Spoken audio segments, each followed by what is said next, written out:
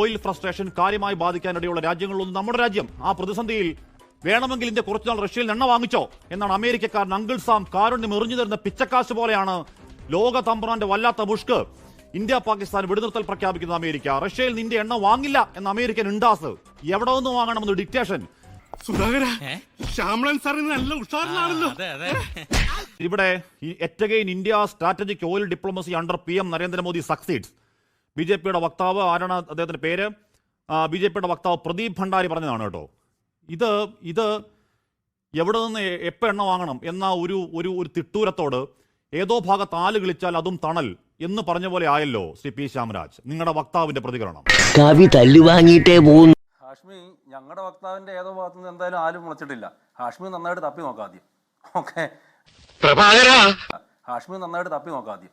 Okay, ഇത്തരം വാക്കുകളൊക്കെ നമുക്ക് ചർച്ചകളിൽ ഒഴിവാക്കണം എന്നാണ് എന്റെ ആഗ്രഹം. പക്ഷെ താങ്കൾ പറഞ്ഞുകൊണ്ട് മാത്രം ഞാൻ തിരിച്ചു പറഞ്ഞു എന്നേ ഉള്ളൂ. നമുക്ക് കിട്ടിയാ? ഇല്ല, ചോദിച്ചു വാങ്ങിച്ചു.